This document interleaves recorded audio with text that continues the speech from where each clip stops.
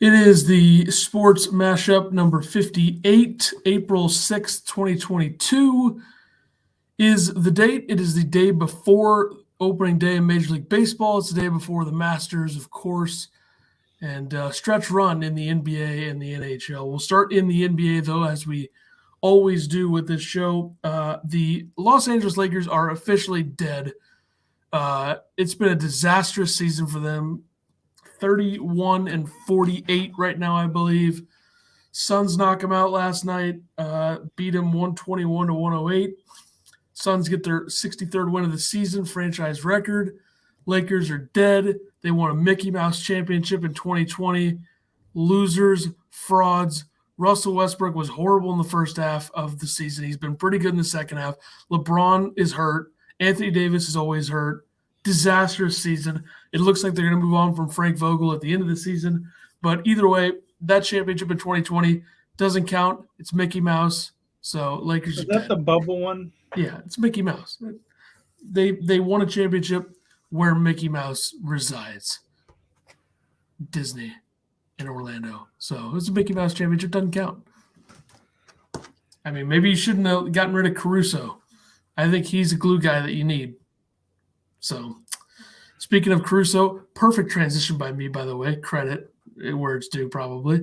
The Bulls, where Caruso is now, he's going to be playing a lot more because they ruled out Lonzo Ball for the remainder of the season due to a setback from a knee surgery. Played January 14th, surgery January 28th. It's April 6th. He's done. Chalk it up. This is just on a partial meniscus tear, and he had, after the first set of rehab, it still wasn't functioning and doing what they needed to, so they had to keep going. And now they've made the decision to just let him rehab to the next year. So you're going to see a lot more Caruso in the starting lineup. Caruso and Ayo Dosunmu is the backcourt for them, and they're not playing well. So we'll see how the Bulls do in the playoffs, but it's not looking too good for them right now. But yeah. I mean, DeMar is still being DeMar. And everybody else is doing nothing is pretty much what's going on with them right now. But the playoff teams are set now, just waiting on final seeding. From what are there 2 games left? Some teams have 3. Some teams may have 4, but yeah, 2 to 3 to 4. The final 10 are set. It's just now depending on where they'll end up in the seeding. Yep. And then Zion's stepdad says he expects Zion to play this season for the Pels. I mean, I don't really know how much stock can be put into this, but we'll see, I guess. I mean, yeah, it could be a boost, but I don't think it gets you a far playoff run. Well, if you look at the West right now, the Pelicans are going to end up. They're run like the 9 right now. Yeah, they're going to end up probably playing. They're definitely going to end up playing San Antonio. And then if they win that, they would have to play the loser of. Right now, it's Timberwolves Clippers. So, and then you got to win 2 games to get in. Then there's a chance that you're the 8 seed if you win. So they'd be playing Phoenix in round 1, which, I don't really think it matters if Zion is playing or not in that series. So it's pretty much what you're looking at there. Yeah, unless they just create matchup nightmares for teams. Yeah, I mean, it's going to be matchup based, and I don't really see them doing very much damage. I mean, the problem with the play is that you're getting these horrendous records in. Like the Pelicans are 9 games under, they're going to be in. The Spurs are 11 games under. It's just horrendous. And they started out the year horrible. Yeah, I mean, the Lakers, the fact that they just got eliminated last night with less than a week to go in the season, they're 17 games under. It's just stupid. But whatever, I guess it creates some intrigue. It's not that way in the East, at least, The 10 in the East, or with the East right now, the playing teams, Cleveland 6 over, Brooklyn 3 over, Atlanta 3 over, Charlotte 1 over. They're all over 500, but either way, we'll see. Creates a little bit more intrigue, I guess. All right. NFL, pick trade, Eagles and Saints. a lot of picks involved. The Eagles will receive this year's first-round pick, which is number 18, as well as two other picks in this year's draft, number 101 in the third round and 237 in the seventh round. Plus, they'll get next year's first-round pick from the Saints and 2024 second-round pick. The Saints will get picks 16 and 19 this year and 194 this year in the sixth round. So I mean, basically they traded their 18th for the 19th, and then the other picks were for the 16th pick and the sixth-round pick. Yeah, pretty much. I mean, I don't know what this says about what the Saints are going to do in the draft. I think maybe a quarterback could be on the table if there's one there at 16 that they like. Maybe a receiver or, a defensive back, things that they need. So we'll see. Big trade, though. Big trade. Well, that could be a corner. They did their one corner. Or was it their corner or their safety that retired? Safety, yeah. It was Malcolm, or no. Who the hell? Oh, I don't know. Either way, they've lost a lot of guys. Marcus Williams is gone. So they don't have any salary cap space either. So we'll see what they do. Is what it is with their draft. The Eagles keep adding picks. I don't know what they do at 18, kind of leave the door open to take a quarterback in that spot possibly. That could be the case, but don't know. Confusing trade, though, when you first see all the different picks involved. It's a lot of picks. So, when I saw it all, I was like, why are you giving a lot of picks here for basically switching first rounds and getting another first round from them? Aggressive move by the Saints, for sure. And don't the Eagles still have another first-round pick besides this 18th one that they just got? Don't they have another one? I think so, yeah. Like a top 10 or? They have one from Miami that's 15th, which would look like a top 10 until it wasn't. So they have a 15 and an 18. 15 and 18. New Orleans is 16 and 19. So they pick right after them both picks. Yeah. So the Eagles could have done this just to take whatever person the Saints want and be like, yeah, we're taking their guy here and we're taking their guy here. I mean, they could. 1, 2, 3, 4, 5, 6, 7, 8, 9, 10, 11. There's 11 traded picks in the first round. So after the top 6, you have 11 different picks that were traded. So going to be an interesting draft. I mean, and is Aiden Hutchinson, I know he's, the best defensive end in the draft. And the guy from Oregon has fallen. But is that really what Jacksonville needs? I don't think it would hurt. I mean, you get somebody to go with Josh Allen, and it's probably more value than taking an offensive lineman number 1, especially since they franchise tag Cam Robinson again. I just don't know if it would be worth them taking, is it Evan Neal? I think Ike Ekwonu is probably the number 1 offensive lineman right now. But either of those two. I don't think that would be worth it. I would take Hutchinson. We'll see. Draft's a few weeks away. We'll have a preview of that the day before on the Wednesday episode. I'm assuming with the weeks that would be 61, I think, would be the episode that week because it goes 13th is 59, 20th is 60, and then 27th. I think the draft's 28th. So anyway, the draft's on the 28th. Bills and Stephon Diggs agreed to a 4-year, $104 million extension, $70 million guaranteed through 2027 now with added years onto that. So I guess they want him to retire in Buffalo, which makes sense. Get a running mate with Josh Allen for years to come. $70 million guaranteed is just under Tyreek Hill and just above Devontae Adams in the receiver scope. So he's number 2 on that in that regard of guaranteed money now. Congratulations to them for getting paid. And we'll see. Moving along. There are rumors that the Packers plan on, maybe making a few things interesting at the draft. with the 22nd pick and the 28th pick. Comments from Mark Murphy and Matt LaFleur both saying things are going to get interesting, so we'll see. I think this should be looked at as probably trading up to get a receiver. So like trading into the 10 through 12 range. They have the 27th and 28th? 22nd and 28th. So they could use both of those and get to like number 11 or 10. And then you take a Jamison Williams or a Chris Olave or a Garrett Wilson. I still feel like Wilson or Jamison will be there at 22. I think people are scared of his injury. That's the guy that I would want, similar to the fact that I was like, I need Jalen Waddle to follow the Packers, which was never realistic, but I kept saying it last year. I need Jamison Williams to be there because that's a guy. When he recovers from that injury, you could see it at Alabama. Like he's a legit, probably, especially playing with Rodgers, he would become a star. Yeah, so, that's why I think he still may fall to 22 because I think it's too risky though, especially when you like the Packers have extra picks to play with. So why not just move up and get the guy you want? I'm just saying he could possibly be there. It's important to note they haven't been that aggressive in terms of the spots moving up, but every single draft under Brian Gutekunst for the Packers, they've moved up.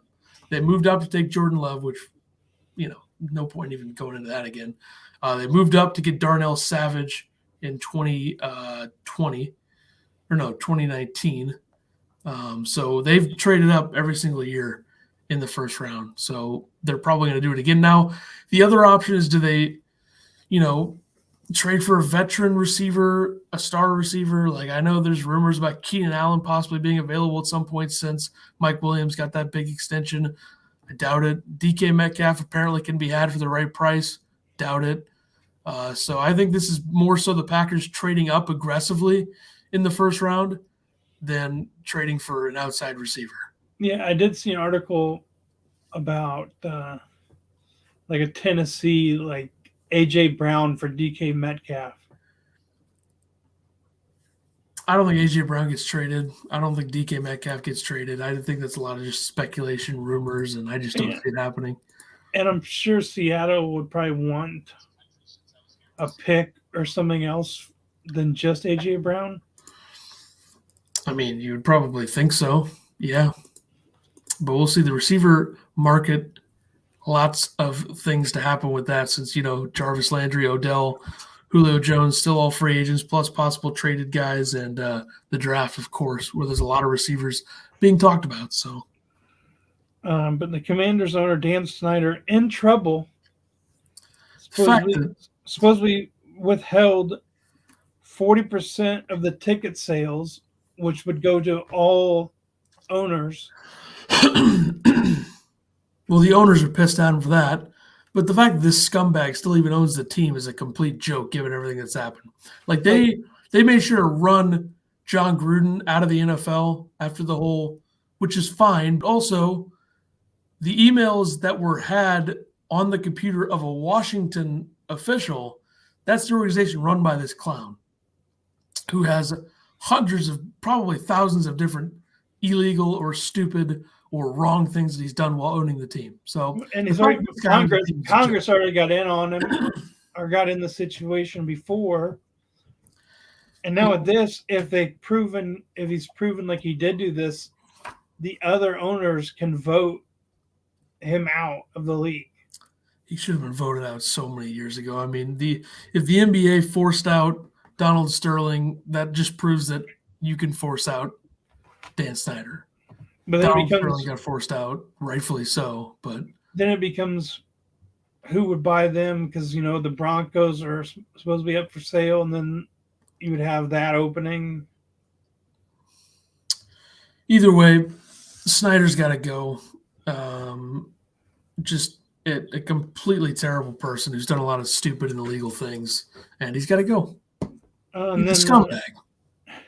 Linebacker Whitney Merciless hanging up the cleats, retiring after a 10-year career, which was his first 9 were in Houston, and then 9.5 pretty much, and then 5 games with the Packers. Which he was good when he was playing for the Packers. He just got hurt, so it's unfortunate. But I appreciate the effort by him to come back in the playoff game and after tearing his biceps in late November. So shout out to Whitney Merciless, Illinois as well. So shout out. Gronk says he's not ready to commit to another NFL season at this point. This feels like a first week of training camp type thing that we'll figure out if he's in or not. Yeah. But I mean, he said that for the first time he's not going to play for another quarterback other than Tom Brady. Yeah, I think everybody figures that. Frank Gore intends to sign a one-day deal to retire as a 49er. Congrats to him. Great career, long career. Another shout out. What he started there and then went to the Colts? I don't even know. I'm trying to think of where he ended. Miami?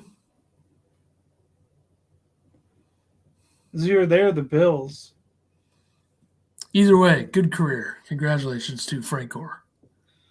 And then the Dolphins trade wide receiver Devontae Parker and a 2022 fifth for a 2023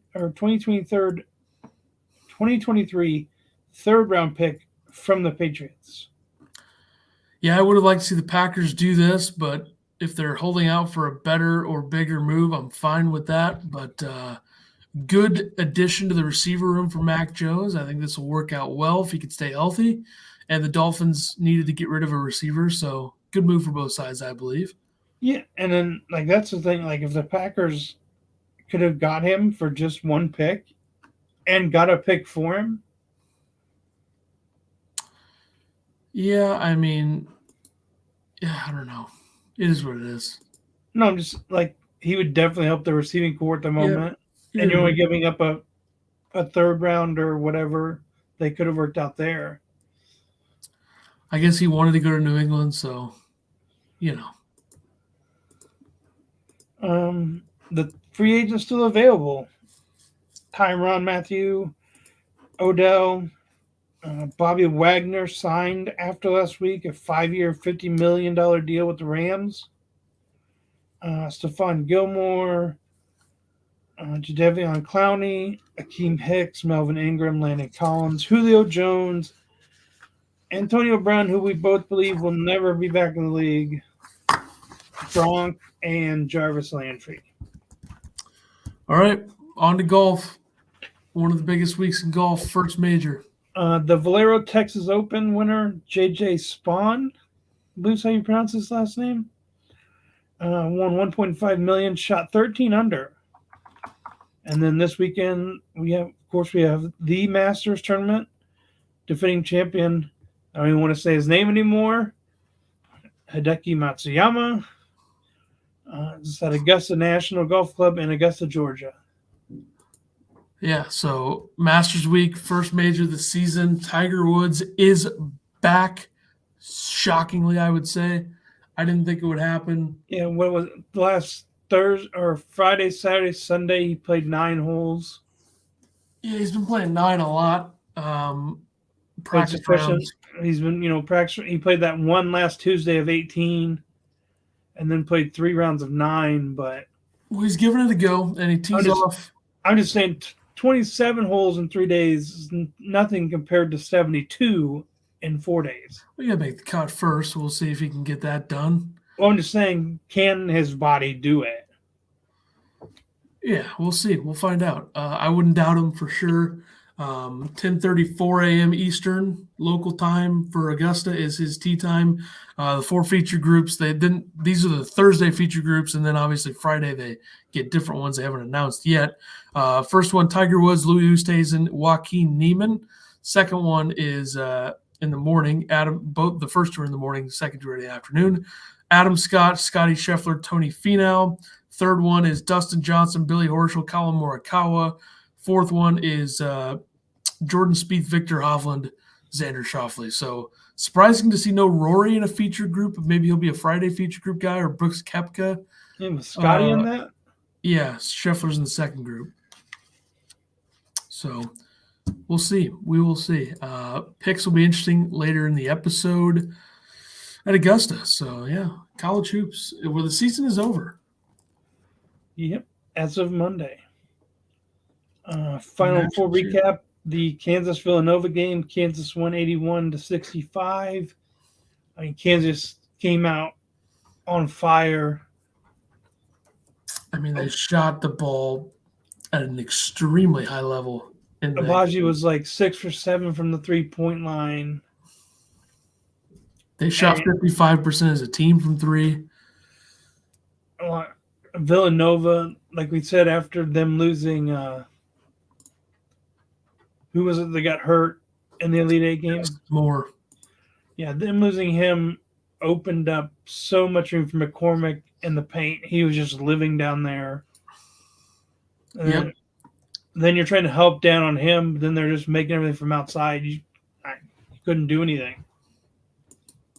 Gillespie was trying his hardest. Villanova was just overmatched for that game. Wasn't a good matchup. Their bigs didn't shoot good in the first half. They started shooting from the outside in the second half. They made it maybe like a 9-point game at one point, and then Kansas just extended it back out. Yep. Good tournament, good game, because then North Carolina beat your guys. And you just had to just go right at the heart. Well, let's just put it this way. I'm much more of an anti-Coach K guy than an anti-Duke guy. So I think it would be hilarious to see John Shire win 7 championships or 6, whatever you want. But maybe that'll happen. We'll see. But on to a new era of Duke basketball. North Carolina, really unexpected season since everybody was including myself, dumping on them a couple months ago. Rightfully so at the time. They didn't have any quality wins and weren't playing well. And you saw in the national championship game where Kansas beats them by 3 is if their guards, a.k.a. R.J. Davis and Caleb Love, aren't shooting or playing well, it's bad. Now, they had a 16-point lead in the first half, but then the wheels fell off because Caleb Love was 5 for 23 and R.J. Davis was 4 for 16. Yeah. So, I mean, at the beginning of the Duke game, R.J. Davis was I think he missed like 2 shots, had like 12 points early. Duke killed themselves at the free throw line, 12 for 20. Well, that in the first 5 minutes, having 6 fouls and Mark Williams having to sit for the entire rest of the first half. Which he didn't have to sit. I think you should put him in with like 6 or 7 minutes to go if he has to. Yeah, trust your guys at some point. It's the Final Four. Well, then with 4 minutes left in the first half, Theo John got his fourth. Horrible. I mean, he had some big moments, but he got his 4th foul. A.J. Griffin got completely locked down by Leaky Black. That hurt them. But their Duke's offense to that game, they were rushing shots that it needed. Heels was taking threes instead of driving. Even Roach was shooting threes, which is totally not his game. It's one of those weird things where Duke's roster is clearly more talented and better, but North Carolina just owned them in those 2 games. Well, Maynard could not guard Paolo, and when he played downhill, like what LeBron does when he drives through people, I couldn't do anything with it. But then he would get away from doing it, and then they would put up a bad shot. It's coaching. Yeah, tell him to go. Let him go. He's going to be a top 3 pick. Let him go. But, I mean, then beginning of the second half, North Carolina got a little bit of foul trouble, and then Hubert complained to the refs, and then it went on like a 7 foul spree for Duke. It was 41-34. And then it instantly became 45-41 North Carolina. So they had the huge run that kind of got them going. Then Mark Williams misses the 2 free throws, and then Caleb Love hits the 3, and then it's over. And then North Carolina has a 38-22 lead on Kansas in the first half of the national title game, and then the wheels fall off because Kansas all tournament just had a gear. Like they get to that gear, it's over. We saw it against Miami. We saw it against Villanova for almost the entire game, and we saw it in the second half against North Carolina. Yeah, I mean, being down 40-25 at halftime. Yep, not great for them, but they did it. And Bill Self, before this title gets vacated in like 3 or 4 years for all the cheating that he does, gets his 2nd title. So good for him. Yeah, and then they kept showing Roy Williams at the Duke North Carolina game. So this game, I only watched part of it, but I don't know if they showed him what colors he was wearing. North Carolina colors. Yet he had been to games at both places all But year. those are his guys in North Carolina. Like, he recruited those guys. He had to be with them for that. So then you also had, just address this real quick because it's so stupid. Rumors of Gonzaga to the Big East, not true. Never say never is what I read, but it just doesn't make any sense. They have to change the name of the conference, obviously, because you can't have a team in Washington in the Big East. And it makes sense from the standpoint of they don't have football, so that would be perfect for Gonzaga, but it makes no other sense other than that. So Gonzaga's not going anywhere for now, so there's really no reason to even talk about this further. It's so stupid. I can't believe that that's something that I mean, happened. all those games would be such a travel games and everything. Ethan and I were talking before the podcast, if Gonzaga had a football program, the best spot for them would be in the Pac-12. Which is where they would be if they did, but they just don't. I mean, because you have Washington State right there, Oregon State all right there, and then everything else is just down the coast other than Colorado. Yep.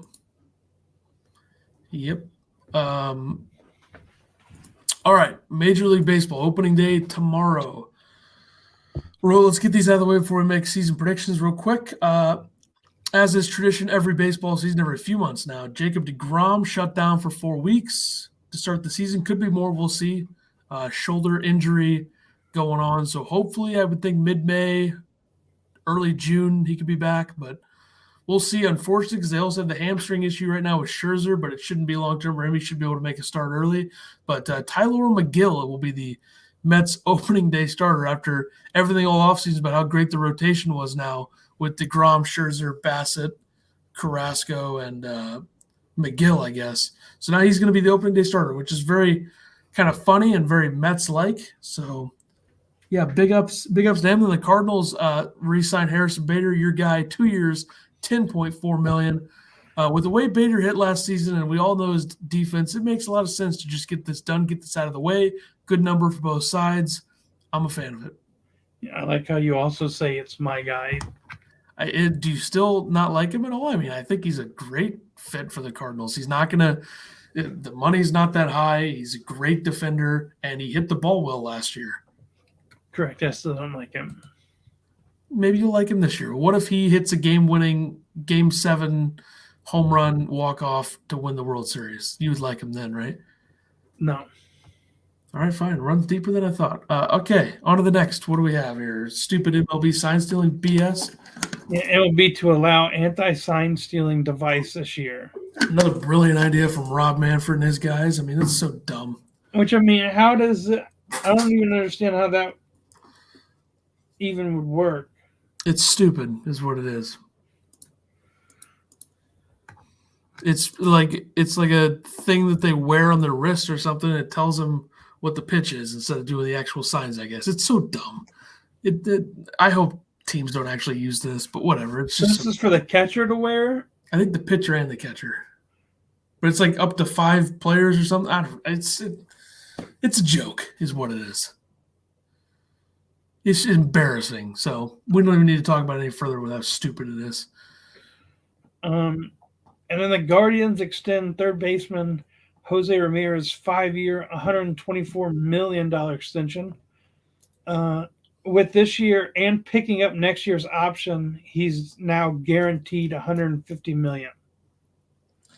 So the AAV on this contract is 24.8, and for how good he is, he's probably a top 3 third baseman in the game right now. This is a great deal for Cleveland. Finally spending some money. I think they were one of the organizations that had never had a $100 million contract before. I think it's them and the White Sox and a few others. So, they get it done. Smart move. And we'll see if they can get 10 because they have a bit of a core there that's a little bit underrated. I don't think they're going to be that good this season. I know you picked them to get to the World Series last year, I think, but that was a different team name. Doesn't really even count in the scope of this season. But, they have Ahmed Rosario, who's a good player. Andres Jimenez could be a good player. Shane Bieber's a great starter. Jose Ramirez, keeping him around, is very smart. I like the move. And last year at the beginning of the year, you threw the picks on me as we were doing them. So I do those picks and the World Series picks and everything on the fly. If you want to use that, it's fine. But Maybe this year I had a little more time. all right, well, let's get into it. American League divisional winners. Who do you have in the East, the Central, and the West? I have the Blue Jays, the White Sox, and the Astros. We are in complete lockstep there. Blue Jays, White Sox, Astros. Quick breakdown as to why. Blue Jays, I think, have the best lineup in the league and a very good pitching staff to go along with that. The White Sox are head and shoulders above everybody in the American League Central. I don't really think it's close, despite a very lackluster offseason. Still like them a lot, even with Lance Lynn's injury, losing Rodon. Rotation's a bit of a concern, but their lineup, they got too many good bats. I think they'll be fine because their division stinks too. And the Astros, I just think that they're the ones that you pick until you can't pick. Speaking of the Blue Jays, though, I know he wasn't there last year. I'm talking about Stroman. Did he ever re-sign anywhere? Or is he still a free agent? Stroman? Yeah. Cubs. I think we covered that right before the lockout, but it was like a throw-in because I think it happened on a Wednesday after recording, so I think we covered it the next week. Mm-hmm. So, yeah. Who do you have as your 3 wild cards in the AL? All right. That's where we go next.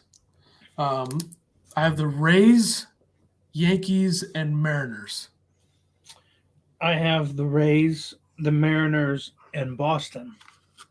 Yeah, I kind of flipped a coin with the Yankees and Red Sox. I think that the Yankees, there's so much buzz around them being like not good and their offseason was terrible. I agree with that.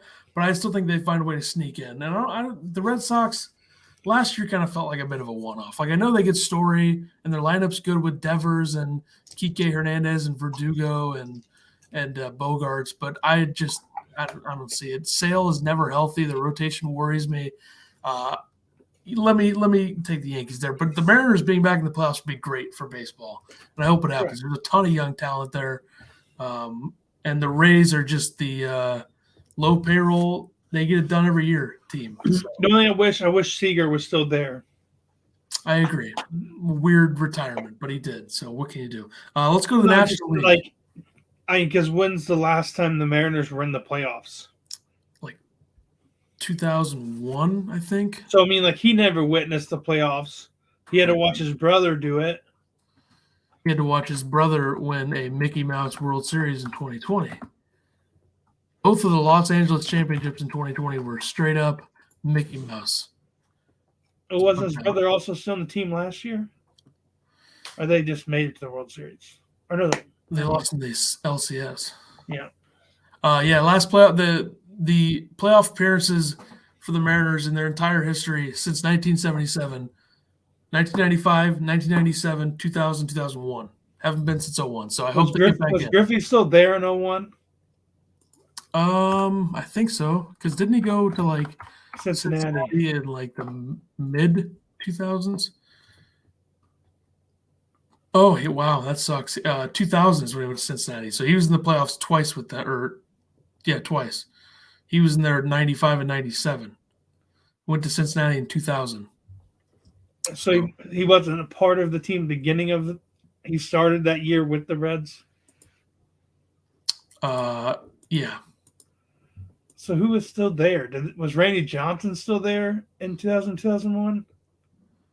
Well, 2001, the weird thing about the Mariners is the fact they went 116 and 46 in 2001 with Ichiro, Brett Boone, Mike Cameron, Edgar Martinez. Just a very weird roster that was that good. But was Randy Johnson still their ace? He was in Arizona, I think. That is so weird. That team, you look at that roster, how the hell did that team win 116 games? I mean, I guess Ichiro hit 350 and Edgar Martinez hit 306 and Brett Boone had an enormous season batting 331. John Olerud had 302 average, so weird team. So last time they were in the playoffs, they won 116 games to do so. So hopefully they get back in. We'll see. We'll find out. And I'm excited to see if they can because that's a team you root for. I haven't been there since I was a year old. I mean, we'll see. Randy Johnson left the Mariners in middle, he had pitched 23 games. Then went to the Astros for 11. Then went to the Diamondbacks through 2004. Then he pitched for the Yankees in 05-06. Then the Diamondbacks 07-08. And then he ended 2009 in San Francisco. I remember Albert Pujols hitting an absolute bomb into Big Macklin off of Randy Johnson in 2009 against the Giants. So that's one thing I remember about Randy Johnson as a Giant. He started in 88 with the Nationals, then went to the Mariners, back to the Nationals, and then Mariners from 90 to 98. So he pitched for 21 years. It's a long time. His first year he only pitched 4 games, and then 7 the next time with the next stint with the Nationals. A lot of players have gone through Seattle. So hopefully they get it done. They do have Julio Rodriguez, one of the best prospects in baseball, starting the season with them. Hopefully he has a big year. He's got superstar written all over him. We'll see. J-Rod, what's his nickname? The big or the something show. Does he have a nickname like that? Yeah. Either way, who are your NL division winners? Braves, Brewers, Dodgers. All right, I'm going Mets, Cardinals, Dodgers. Now, I think the reason I picked the Cardinals, and you can call me biased all you want, but the Brewers are so much hype with them.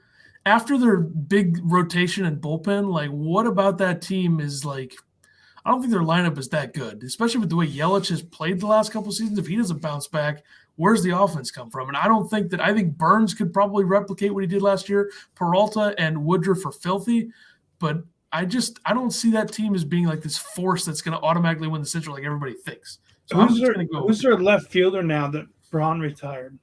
Doesn't Yelich play left field? I think Yelich plays left field. Well, he played right field when Braun was there, but I think he plays left now because he has like a back issue, and I think that's the easiest outfield position to play. But I just don't see the hype. I mean, Willie Adames is a stud at short. He'll have a big season, and they do have some other good bats. And their park is easy to hit in, so that helps them. But Wellington's still their second baseman. Yep. Wild card. Which in the East, you picked the Mets. Yeah. When we were talking about DeGrom being out for 4 weeks, so basically a month, I think that hurts them. Yeah, I do kind of regret that pick. I made the pick like a week ago before that happened, but I'm going to stick with it. But the wild card, I have the Cardinals, the Padres, and Philly. I have Philly getting ahead of the Mets because of the Mets. I have a feeling they're going to be off to a slow start. I'm going Phillies, Braves, Padres. So one team in the Central makes it. That's the division winner. Padres, after last year being so disappointing, and they have a legit manager now, Bob Melvin, in there. I know Tatis will be out to start the season, which won't be great, but I still think they got a good lineup, good team. Phillies lineup is stacked. They got to get in at some point. They got a good two-headed monster in their rotation with Nola and Wheeler, and they add Castellanos and Schwarber. That should make Harper even better, and I think it's easy to forget that Harper won the MVP last year, so I'll go with the Phillies and the Braves, defending champs. Matt Olson, the Braves got better, so they're going to get in. But I think they'll be a little bit sluggish early and finish third, but they'll still get in. So I'll take them. Okay. So we have the same all 6 teams in the NL? Well, I have the Are you the Brewers not making it? Yeah, I have the Brewers not making it. And then in the AL, we have, I think, a similar number of teams as the feed has frozen, and don't know what happened by myself. All right, we're back. Okay, you there? All right. Yeah, pause for a sec. Okay, World Series pick. Who you got? Toronto versus Milwaukee. And who wins? Toronto. I am taking the Dodgers over the White Sox. So the Dodgers get a real championship, not the Mickey Mouse one that they won in 2020. They're going to get a real one. They're too stacked, too good. Their bullpen is loaded. Rotation is good. Lineup is probably one of the best that we're going to see in a long time. Dodgers get it done. And at some point in this mix, they could get another ace pitcher into their rotation. I mean, why not? Pretty much do whatever they want. No, he's already signed. Yeah, well, Bauer, I don't know. I just don't think that's going to happen. I'm just saying, if it, he was acquitted or whatever. I think it should. I think he should get another chance, but I don't think the Dodgers are going to give it to him. So we'll But see. is he already signed with them? Yeah, he is. The contract is enormous. But should we do anything else with the preview, or We have our MVP and Cy Young. did you write yours down? Yep. Okay, who are your MVPs? I only picked one. Well, I mean, there's NL and AL, but you could just throw something at the wall. I should have specified, but I didn't. I have Vlad Jr. I also have him in the AL. I have Mookie Betts in the NL.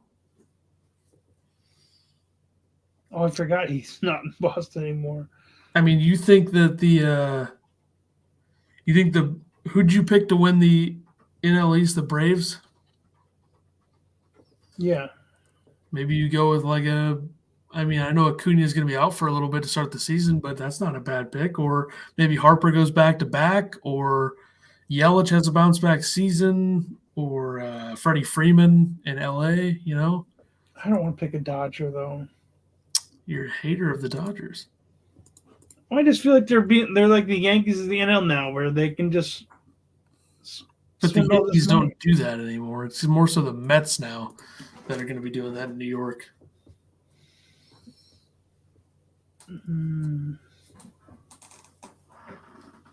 What's the Braves shorts? Alves? Second base. That's who I'm picking. All right, Ozzie Albies. There you go. Cy Young, who'd you pick for the one? Corbin Burns.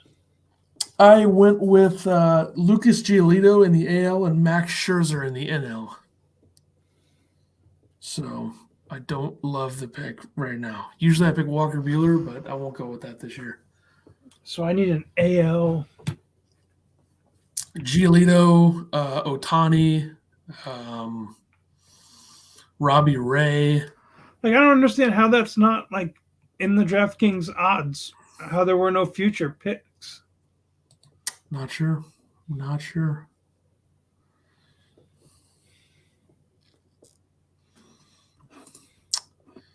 You know what? Wrong division again. Well, Cleveland's in the AL. Oh, I'm taking Shane Bieber. All right, there you go. Good pick. All right, let's go now to the NHL real quick. Just wanted to throw this note out there in the NHL. The Florida Panthers and the Colorado Avalanche have cemented themselves as far and away the best two teams in the league. It's not even close. This is a Stanley Cup final matchup. Would be fantastic. The Avs are 50, 14, and 6, 757 points percentage.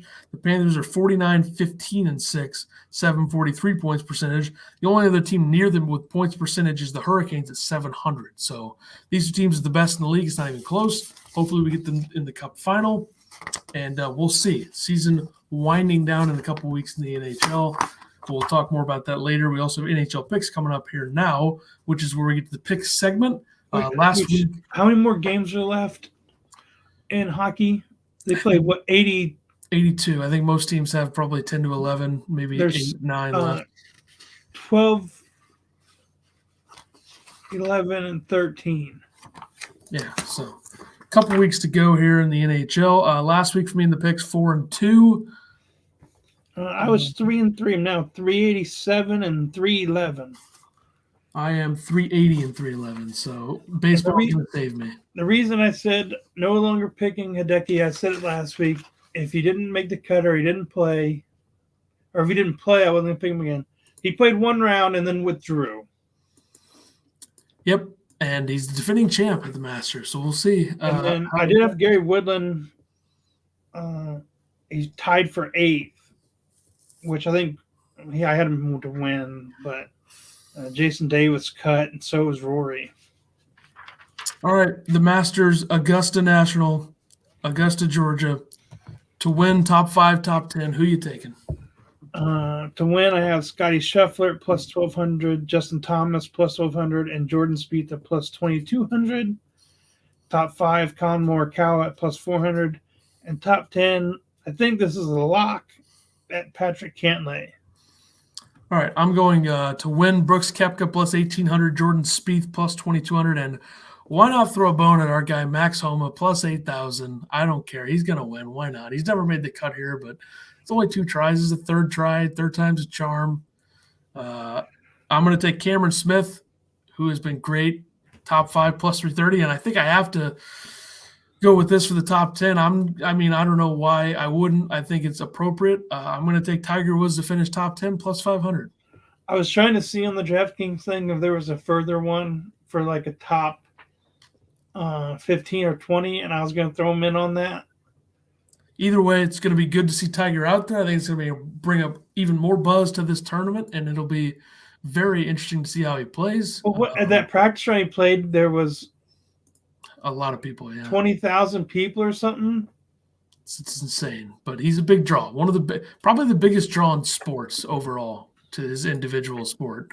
The biggest that's probably other than like Messi or Ronaldo or not. Yeah, well, yeah. Let's talk about America. I mean, I'm just saying, like those are other two that draw a lot.